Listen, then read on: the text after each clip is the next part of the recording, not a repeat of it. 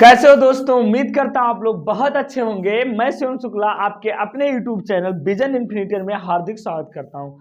आज हम लोग स्टडी करने जा रहे हैं स्पेक्ट्रम के बारे में। जैसे अभी आपने पढ़ लिया था कि इलेक्ट्रॉन की ऊर्जा कैसी होती है, नील बोर का मॉडल भी आपने पढ़ लिया अच्छे से। नील बोर के मॉडल से हमने इलेक्ट्रॉनों का वेग निकाला, उनकी कक्षा की त्रिज्या निकाली, उनकी ऊर्जा स्तर की ऊर्जा निकाली। हमने बहुत छोटी छोटी चीजों को बहुत ही अच्छे से अध्ययन किया। तो आज हम पढ़ेंगे स्पेक्ट्रम कैसे बनता है। स्पेक्ट्रम दो तरह के होते हैं, एक होता है अवशोषण, दूसरा होता है उत्सर्जन।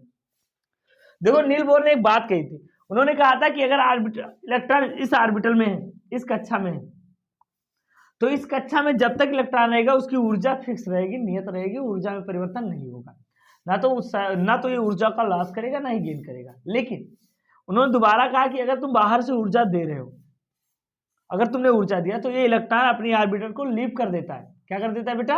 लीव कर देता है और ये उच्च ऊर्जा स्तर में चला जाता है। अब मैं बात मेरी ध्यान से सुनो, यहां पर देखो n बराबर 1 में ऊर्जा कितनी होती है? -13.6 इलेक्ट्रॉन वोल्ट। n बराबर 2 में ऊर्जा कितनी होती है? -3.4 इलेक्ट्रॉन वोल्ट ऊर्जा स्तर है n बराबर 2। n बराबर 3 में ऊर्जा कितनी होती है? -1.5 इलेक्ट्रॉन वोल्ट। n बराबर 4 में 0.85 इलेक्ट्रॉन वोल्ट, ये n बराबर 3। अच्छा देखो, हमें पता है फार्मूला कि nवीं कक्षा में इलेक्ट्रॉन की ऊर्जा कितनी होती है बेटा? nवीं कक्षा में इलेक्ट्रॉन की ऊर्जा, nवीं कक्षा में जो इलेक्ट्रॉन की ऊर्जा होती है वो होता है En बराबर क्या होता है बेटा? -13.6 अपान n स्क्वायर इलेक्ट्रॉन वोल्ट। यानी ये हाइड्रोजन प्रमाण के लिए है। हम देखो बेटा, नील बोर केवल और केवल हाइड्रोजन प्रमाण की व्याख्या कर पाए थे। तो मैंने अगले वीडियो में आ रहा है आप लोगों के पास, वो मैंने करवाया है कि कैसे वो फेल हुए थे, कहां पर। तो उन्होंने कुछ ही चीजों की व्याख्या कर पाई, ऐसे परमाणु का व्याख्या कर पाए जिसमें केवल एक ही इलेक्ट्रॉन था, एक इलेक्ट्रॉन से ज्यादा पर वो फेल हो रहे थे। तो याद रखना, जब भी हम बात करेंगे हाइड्रोजन की बात करेंगे, हाँ, हीलियम प्लस, लिथियम 2 प्लस, इनकी व्याख्या कर पाए। अब यहां ध्यान दो, मान लो इलेक्ट्रॉन यहां बैठा था, तुम्हें लोग बताओ n बराबर जब 0 हो जाएगा, यहां देखो n का मान अगर इनफाइनाइट हो जाए, क्या हो जाएगा बेटा? तो E का मान 0 हो जाएगा कि नहीं हो जाएगा? देखो n का मान इनफाइनाइट रखो। अब इसके बाद जो ऑर्बिटल आएंगे, जो एरिया आएगी, वो एरिया होगी आयनित अवस्था। क्या होती है बेटा? आयनित अवस्था। देखो कितनी अवस्थाएं होती है? ऊर्जा अंतराय अवस्था। और ये सभी के सभी क्या है बेटा? ये यहां से यहां तक ये हमारे हैं उत्तेजित अवस्था। उत्तेजित अवस्था, समझ गए ना बात को? ये आयनित अवस्था है और दूसरा क्या है बेटा? उत्तेजित। अब स्पेक्ट्रम हम बना रहे हैं। देखो एक इलेक्ट्रॉन है, इसकी पॉसिबिलिटी कहां तक जाने की? या तो ये इलेक्ट्रॉन इसमें जाएगा, या तो ये इलेक्ट्रॉन इस वाले ऑर्बिटल में कूद के जाएगा, या तो ये इलेक्ट्रॉन इस वाले ऑर्बिटल में जाएगा, या तो ये इलेक्ट्रॉन इस वाले ऑर्बिटल में जाएगा, या तो इलेक्ट्रॉन इस वाले ऑर्बिटल में, या तो dot dot dot dot electron जाएगा। ये जो स्पेक्ट्रम बनेगा, इलेक्ट्रॉन को ऊर्जा देंगे, इसे अवशोषण स्पेक्ट्रम करते हैं। यानी इलेक्ट्रॉन ऊर्जा का अवशोषण किया है। क्या किया है बेटा? इसको हमने ऊर्जा दिया है, इधर से देखो ऊर्जा को दिया है, मैंने इधर से इसको ऊर्जा दिया है, ऊर्जा पाके तब ये बंदा गया है। तो ये जो स्पेक्ट्रम बनता है अवशोषण। और ये भी याद रखना कि इलेक्ट्रॉन ऊर्जा के कुछ निश्चित मानों का ही उत्सर्जन या अवशोषण करता है। वो तुम लोगों की तरह नहीं है कुछ भी ले लेता है, उसका अलग एटीट्यूड है, देख लो। वो वही लेगा जो उसको पसंद है, ये नहीं कि हाँ सभी से काम चला लो। तो ये चीज होती है इसमें, तो इसको नोट कर लो। चलो, ये अवशोषण स्पेक्ट्रम हो गया, ठीक है। अब हम पढ़ रहे हैं उत्सर्जन स्पेक्ट्रम। तो बेटा कभी कभी ये अवशोषण स्पेक्ट्रम भी होता है और अवशोषण संक्रमण भी लिखा होता है, ठीक है। अब हम लोग पढ़ने जा रहे हैं उत्सर्जन संक्रमण। क्या पढ़ने जा रहे हैं बेटा? उत्सर्जन संक्रमण। तो यहां पर ध्यान दो कैसे होगा, मैं बात कर लूं उत्सर्जन संक्रमण। संक्रमण, उत्सर्जन संक्रमण पढ़ने जा रहे हैं, ठीक है। ये कैसे होता है, इधर ध्यान दो। जब इलेक्ट्रॉन ऊर्जा का क्या करता है? उत्सर्जन करता है। क्या करता है बेटा? इलेक्ट्रॉन ऊर्जा का, इधर देखो मैं थोड़ा सा एडिट कर दूं, इसी को एडिट कर देता हूं। जब इलेक्ट्रॉन ऊर्जा का विकिरण के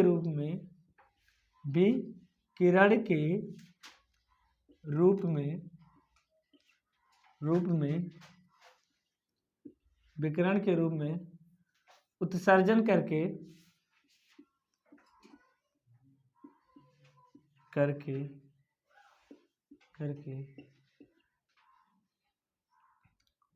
निम्न ऊर्जा स्तर उच्च ऊर्जा स्तर से उच्च ऊर्जा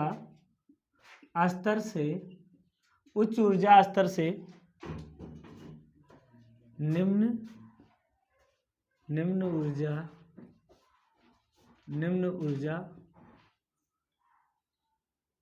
स्तर में आ जाता है। ठीक है, तो हमें क्या प्राप्त होता है? उत्सर्जन संक्रमण प्राप्त होता है। ठीक है, यहां पर देखो अवशोषण यानी ऊर्जा के कुछ निश्चित मानों का ही उत्सर्जन करेगा।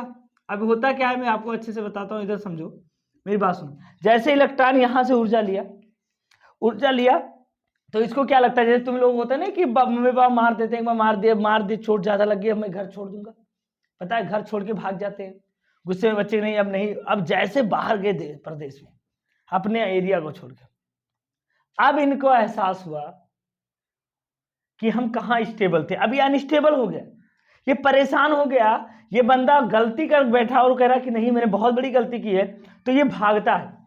तो यहां पर एक कंडीशन है, कि परमाणु की जो खासियत है, परमाणु क्या करता है कि जो ये ऊर्जा स्तर है, ये इसका ऊर्जा स्तर, ये इलेक्ट्रॉन को एक बात कह दिया है, वो ये कह दिया कि मुझ में रहना है तो आप रहो, मैं आपको हमेशा प्रोवाइड कर दूंगा, आपकी एनर्जी लॉस नहीं होगी, लेकिन अगर तुम मुझको छोड़कर जा रहे हो तो जाओ, लेकिन ये मत सोचो कि मैं यहां पर भी रहूंगा, नहीं, या तो तुम इसमें रह सकते हो या फिर तुम इसमें रह सकते हो। देखो टोटल ऊर्जा ऋणात्मक है, यहां बात को देखो, जो टोटल एनर्जी है ऋणात्मक है, ये इसी को बंधन यानी बाउंड है, इलेक्ट्रॉन इसमें रहने के लिए बाध्य है, इलेक्ट्रॉन अपने मन से नहीं जा सकता, जब इसको इतना इसको अगर मैं 12 पॉइंट कुछ ऊर्जा दूंगा तभी जाएगा इसमें, वरना यहां पर इलेक्ट्रॉन नहीं रुक सकता। जैसे मैंने बताया था सीढ़ियों का कॉन्सेप्ट, कि या तो पहले सीढ़ी पर पैर रखोगे या तो पहले और दूसरी सीढ़ी के बीच में गैप नहीं रख सकते। ऐसे देखो, ये सीढ़ी ऐसे ही तो बनी रहती है, या तो तुम यहां रह सकते हो या तो तुम यहां रख के क्या आ सकते हो, नहीं, डिस्क्रीट होता है, मतलब असतत होती है। तो ऐसे क्या होता है, इलेक्ट्रॉन को जब बाहर से ऊर्जा दी जाती है तो ऊर्जा का अवशोषण करके उत्सर्जन, जब इससे ऊर्जा ली जाती है, जैसे ये यहां गया, अभी परेशान हो गया, अभी बोला कि अस्थायी होगा, अनस्टेबल होगा, ऊर्जा ज्यादा होगी, ऊर्जा भागेगा, तो ये बहुत ही तेजी से ऊर्जा का अपना विकिरण के रूप में उत्सर्जन करके वापस लौट आता है। तो देखो क्या बनता है, यहां पर ध्यान दो थोड़ा, जब ये उत्सर्जित करता है कैसे, जैसे यहां पर हमारे पास ये निम्नतम ऊर्जा स्तर, उसके बाद ये उच्चतम ऊर्जा स्तर, फिर ये एक और उच्चतम, ऐसे ऊर्जा स्तर होते हैं बहुत ढेर सारे, dot dot dot dot dot dot बहुत ढेर सारे, एक ऐसे होता है, ये n बराबर है इनफाइनाइट, और ये क्या है बेटा, n बराबर 1, n बराबर 2, n बराबर 3, n बराबर 4, n बराबर 5, ऐसे डॉट डॉट। तो इलेक्ट्रॉन जैसे यहाँ पर था, तो यहाँ वाला इलेक्ट्रॉन आएगा इसमें, तो ये ऊर्जा का अवशोषण करेगा, ऐसे ये वाला इलेक्ट्रॉन भी आएगा, ये वाला इलेक्ट्रॉन भी आएगा, ये वाला इलेक्ट्रॉन भी ऐसे उत्सर्जित करके ऐसे आएंगे, ऐसे डॉट डॉट। अब ये भी देखो, ऐसे भी हो सकता है, इलेक्ट्रॉन पहली कक्षा में आ जाए, हो सकता है इस कक्षा में भी आ सकते हैं, ऐसे भी आ सकते हैं, अपने से नीचे मतलब आएंगे। तो ये लोग क्या करेंगे, ऊर्जा का विकिरण के रूप में बेटा, विकिरण के रूप में उत्सर्जित करेंगे, क्या करेंगे, विकिरण के रूप में उत्सर्जित करेंगे।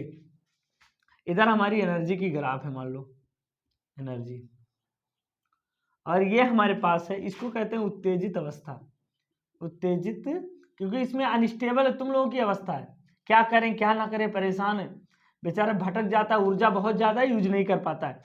और ये हमारा है निम्नतम ऊर्जा स्तर, निम्नतम ऊर्जा स्तर। ये कुछ बातें होती हैं जो अवशोषण और उत्सर्जन में होता है। अच्छा अब ये बताओ, कुल ऊर्जा इतनी ही होती है। अगर हम बात करें विकिरण की ऊर्जा निकालना है, हमें क्या निकालना है बेटा, विकिरण की ऊर्जा। तो जैसे मुझे पहले वाले का निकालना है, तो हम अगर विकिरण की, हम अगर कहें दो ऊर्जा अंतराल की बात कर लें, क्या बात कर लें बेटा, ऊर्जा अंतराल, एनर्जी गैप, ऊर्जा अंतराल कैसे निकलेगा, देखो डेल्टा ई बराबर क्या हो जाएगा, E2 माइनस E1, ये तो हो जाएगा यहाँ से। और डेल्टा ई का फार्मूला होता है एच न्यू, क्या होता है बेटा, फोटॉन की ऊर्जा, और इसी को लिख देते हैं HC बाई लैम्डा, ठीक है। तो यहाँ से हमारे पास फार्मूला आ जाएगा 1/λ बराबर डेल्टा ई अपान HC। हम इस फार्मूले से लैम्डा को कैलकुलेट कर सकते हैं, हाँ कैलकुलेट कर सकते हैं, समझ गए ना। तो इसको नोट कर लो, फिर हम ऊर्जा अंतराल के बारे में बात करते हैं, ठीक है, इतना नोट कर लो। नहीं ये देखा, ये ऑर्बिटल है ना ऐसे, ये तो थे। अच्छा आपको अब मैं पूछूं कि कितनी बार संक्रमण हुआ है, यानी संक्रमणों की संख्या, यानी कितनी बार जा सकते हैं, तो उसका फार्मूला देख लो क्या होता है। ये बहुत इंपॉर्टेंट है, संक्रमणों की संख्या का फार्मूला होता है, देखो क्या होता है संख्या का, संक्रमणों की संख्या बराबर होता है n-1/2, n-1/2। अच्छा ये बताओ, अगर मैं n की वैल्यू 2 रख दूं, क्या रख दूं बेटा, 2, क्या रख दूं, तो संक्रमण कितना होगा बताओ, कितनी बार संक्रमण, तो ये यदि n बराबर 2 रख दूं, क्या रख दूं बेटा, n बराबर 2, तो रखो इसमें, तो संक्रमण की संख्या कितनी हो जाएगी, कैपिटल N बराबर 2, 2 माइनस 1/2, ये तो हो जाएगा, 2 से 2 कट गया तो कितना आ गया, 1, यानी 1 बार संक्रमण हुआ है। अगर मैं n का मान 5 रख दूं तो क्या हो जाएगा, संक्रमणों की संख्या कैपिटल N बराबर 5, 5 माइनस 1/2, तो 5 इंटू क्या हो जाएगा, 4/2, 2 1 कम 2, 2 दूनी 4, यानी 10 बार।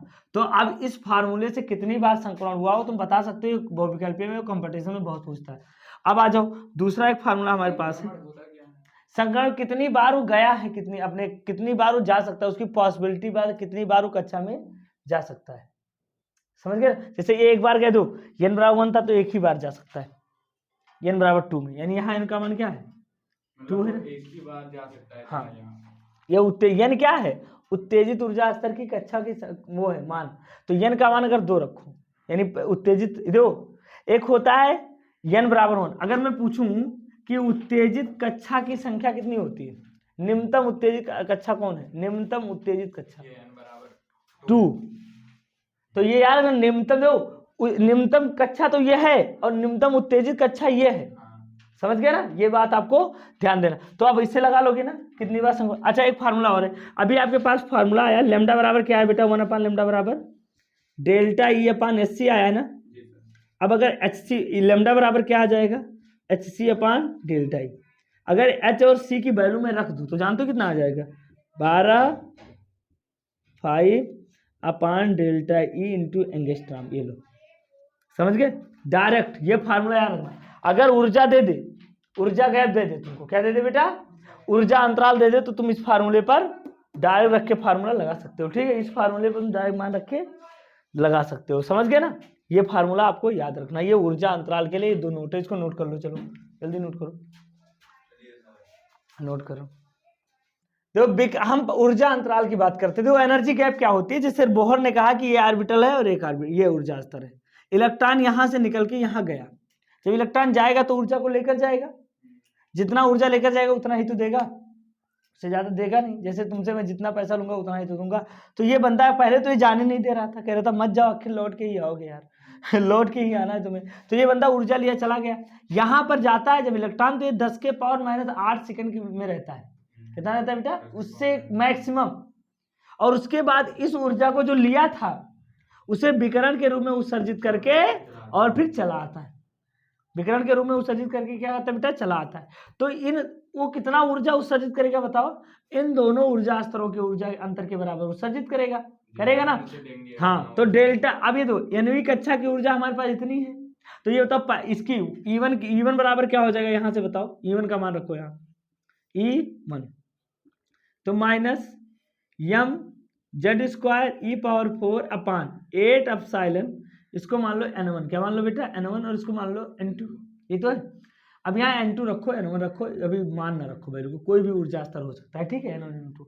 अब यहाँ ε0 का होल स्क्वायर और ये हो जाएगा H², ये तो होगा, इंटू 1/N1² हो जाएगा।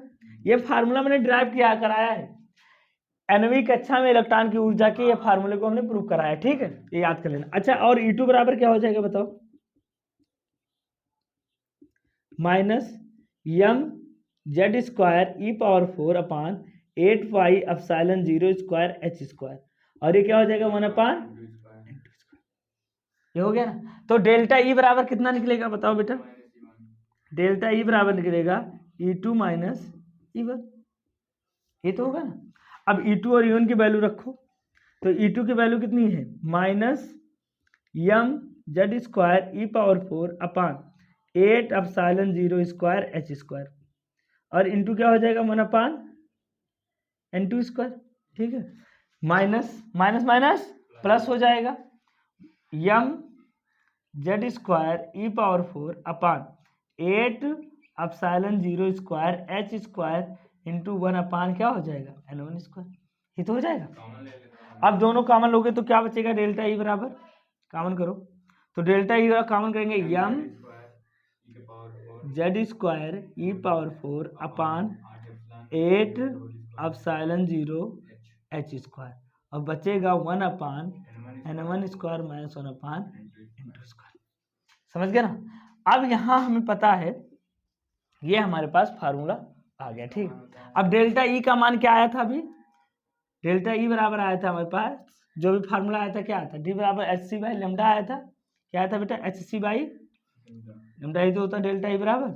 और यहाँ से क्या आ जाएगा m z square e power 4 8 epsilon 0 square h square 1 upon N1 square minus 1 upon N2 square.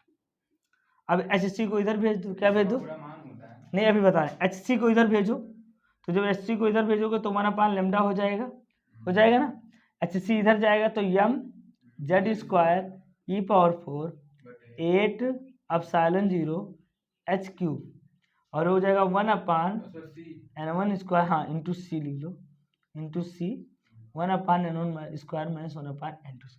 अब इतनी बड़ी फार्मूला आपके पास आ गई।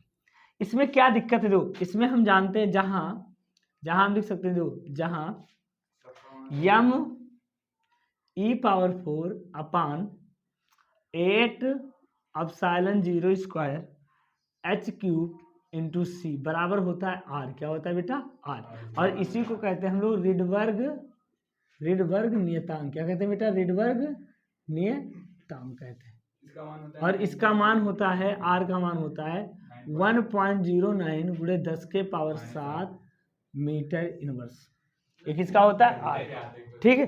तो यहाँ वैल्यू रखो, तो 1 अपान लेमडा बराबर क्या हो जाएगा are Z square 1 upon N1 square minus 1 upon N2 square. अगर ये तो आ गया, यही हमारे पास मेन फार्मूला आ गया। अब सुनो हाइड्रोजन आइटम की बात कर लें, क्या बात कर लें बेटा, हाइड्रोजन आइटम के लिए जेड का मान क्या होता है, जेड का मान क्या होता है 1 होता है, तो 1 अपान लेमडा बराबर क्या आ जाएगा beta R 1 upon N1 square minus 1 upon N2 square, ये हमारे पास है। अब इस फार्मूले से हम N1 अगर N2 ऊर्जा स्तरों के बीच की ऊर्जा दे दे तो हम लेमडा निकाल सकते। ये N1 है ऊर्जा स्तर की संख्या, क्या है बेटा N1 है ऊर्जा स्तर की। अब N1 का मान 1 भी हो सकता है, 2 भी हो सकता है, 3 भी हो सकता है, लेकिन N2 का मान 1 नहीं हो सकता है, N2 का मान 1 नहीं हो सकता। तो जहां N1 कहाँ से शुरू हो सकता है बेटा, जहाँ N1 का मान 1 2 3 dot dot dot, but N2 कहाँ से शुरू होगा बेटा 2 3 4 ऐसे, समझ गए ना, क्योंकि ये द्वितीय ऊर्जा का स्तर। इतना नोट कर लो अच्छे से। चलो तो यहाँ पर ध्यान दो बेटा, ये जो भी नहीं दिख रहा था आप लोगों को, तो 1 अपान जेड बराबर क्या आ गया, देखो इतने की जो वैल्यू है ना, तो यम का मान जानते हो, ई का मान जानते हो, एप्सिलॉन का मान जानते हो, एच का मान, सब सारे वैल्यू को सॉल्व किया गया तो ये वैल्यू आई, और इसी को रिडबर्ग कांस्टेंट का नाम दिया गया, ठीक है। तो इतना नोट कर लो अब आप लोग। चलो यहाँ पर ध्यान दो बच्चों, ये बहुत ही इंपॉर्टेंट है, बोर्ड के लेवल से बहुत अच्छा क्वेश्चन रहता है, ये आया है कई बार आया है। हाइड्रोजन स्पेक्ट्रम और श्रेणियों के बारे में पूछता है। देखो हाइड्रोजन जो स्पेक्ट्रम है, जब हमने काले पृष्ठभूमि पर इनके स्पेक्ट्रम को ड्रा किया तो कुछ ऐसी रेखाएं मिली, ये बहुत चमकीली थी, या थोड़ा कम थी, ये थोड़ा कम थी, ऐसे बहुत सारी रेखाएं मिली जिनका हमने नाम H alpha, H beta, H gamma और एच क्रॉनिकल डेल्टा रखा है, ठीक है। अब ये क्या होती हैं, इन्हीं को हम हाइड्रोजन स्पेक्ट्रम कहते हैं। तो इसमें कई वैज्ञानिकों ने अपना योगदान दिया। सबसे पहले योगदान दिया लाइमन ने कहा कि लाइमन ने जब ड्रा किया तो देखा, इसकी परिभाषा हम लोग कैसे कहेंगे, परिभाषा में नहीं लिख पा रहा हूँ लेकिन यहाँ समझा देता हूँ कि जब सभी उच्च ऊर्जा स्तर की, जब सभी, मैं यहाँ पर समझाता हूँ उधर बनाऊंगा भी, ये तो आप नोट कर लिए हैं, इसको नोट कर लेना, ठीक है, इसको नोट कर लो आप लोग थोड़ी देर के लिए, ताकि मैं आपको समझाने में आपको आसानी रहे। ये हम ऊर्जा स्तर बना रहे हैं बहुत ढेर सारे, ऐसे बहुत ढेर सारी ऊर्जा स्तर है। मान लो ऐसे n1 बराबर 1 है, ये n बराबर 1 है, n बराबर 2 है, n बराबर 3 है, n बराबर 4 है, n बराबर 5 है, n बराबर 6 और n बराबर 7, ऐसे बहुत सारी रेखाएं हैं। इधर हमने ऊर्जा को प्लॉट किया है कि इधर से इधर जाने पर ऊर्जा होगी। ये सभी उत्तेजित कक्षा है, निम्नतम कक्षा है। तो लाइमन क्या कहते हैं, जब सभी उत्तेजित कक्षा के इलेक्ट्रॉन, जैसे मैं कहूं कि 15 मंजिले का घर है और बर्थडे हो रहा है ग्राउंड फ्लोर पर, कहाँ हो रहा है, तो सभी कमरे के लोग कहाँ आएंगे, ग्राउंड फ्लोर पर। या मान लो 15 फ्लोर का घर है, ग्राउंड फ्लोर पर आलिया भट्ट आई है, अब बताओ तो सब कहाँ जाएंगे, बुड्ढा भी आलिया भट्ट को देखने जाएगा। और मैं कह दूं कि किताबें आई तब, समझ रहे हो ना। तो यहां पर ध्यान दो, जब सभी के सभी लोग क्या आ जाए बेटा, पहले कक्षा में आ जाए, यहां वाला भी, यहां वाला भी, यहां वाला भी, यहां वाला भी, और ये भी, ये सभी के सभी क्या आ जाए बेटा, पहले कक्षा में आ जाए, तो ये जो श्रेणी बनेगी उसे कहेंगे लाइमन श्रेणी। क्या कहेंगे बेटा, इसका नाम रखेंगे लाइमन श्रेणी। ये जो श्रेणी बनेगी उसे हम क्या कहेंगे बेटा, लाइमन श्रेणी।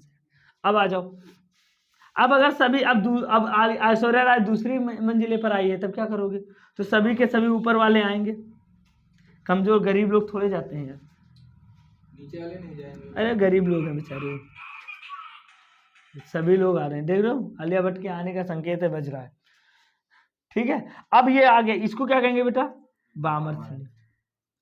ये किस भाग में पाई जाएगी, जो ये पराबैंगनी, आलिया भट्ट बड़ी खतरनाक है, अल्ट्रावायलेट रे निकालती है, फिर भी लोग जाएंगे उसके पास, अब क्या ही बताएं, दुनिया है। ये देखो, ये कौन सी श्रेणी होगी, इसको किसका नाम दे दो, ये है पाश्चन श्रेणी, या इसको पाश्चन भी बोलते हैं, ठीक। फिर अगर इसमें आ जाए सभी के सभी लोग, ये क्या हो जाएगा बेटा, ब्रेकर श्रेणी, ठीक है। अब चलो इसे, अरे यार थोड़ा सा इसको बता दें, क्या है उसके साथ अन्याय करें। ये कौन सा है बेटा, ये बंदा फुंड है हमारा, फुंड श्रेणी। तो यही हाइड्रोजन स्पेक्ट्रम है, यानी समझो मेरी बात, लाइमन श्रेणी ये पराबैंगनी भाग में पाई जाती है। अगर सभी उच्च ऊर्जा स्तर वाले इलेक्ट्रॉन हाइड्रोजन परमाणुओं का उत्तेजन पहली कक्षा में होती है तो उसे लाइमन श्रेणी प्राप्त होती है। अगर ये दृश्य भाग में पाई जाती है बामर श्रेणी, यानी जो विजिबल रीजन है। अगर सभी उच्च ऊर्जा वाले स्तर वाले इलेक्ट्रॉन दूसरी कक्षा में आए, दूसरे स्तर में, तो उसे बामर कहते हैं। और सभी उच्च ऊर्जा स्तर वाले अगर तीसरे में आए तो उसे अवरक्त कहते हैं, ठीक है। अगर फिर सभी ऊर्जा स्तर वाले चौथे में आए तो उसे ब्रेकर श्रेणी कहते हैं, और पांचवें में आए तो फुंड। ये सब अवरक्त भाग में पाई जाती है, किसमें बेटा, अवरक्त भाग, इंफ्रारेड में पाई जाती है। तो ये तुम्हारा हो गया हाइड्रोजन स्पेक्ट्रम, समझ गए। इस तरह से तुम हाइड्रोजन स्पेक्ट्रम ज्ञात कर सकते हो। एक बात और समझ लो, यहाँ पर अगर हम नोट करके बता देते हैं कि अगर तुम्हें किसी श्रेणी का निम्नतम तरंगदैर्घ्य ज्ञात करना है, क्या ज्ञात करना है बेटा, किसी श्रेणी के, यहां समझ लो ये बहुत इंपॉर्टेंट है, किसी श्रेणी के निम्नतम तरंगदैर्घ्य के लिए, निम्नतम तरंग दैर्घ्य के लिए, किसी श्रेणी के निम्नतम तरंगदैर्घ्य के लिए आपको मैं बता दूं कि n2 का मान हम क्या करते हैं, इनफाइनाइट रखते हैं। क्या रखते हैं बेटा, अगर n2 का मान इनफाइनाइट रख देंगे तो हमें निम्नतम तरंगदैर्घ्य बढ़ेगा। तो डेल्टा लेमडा कितना हो जाएगा बेटा, हाँ, लेमडा मिनिमम, ठीक है।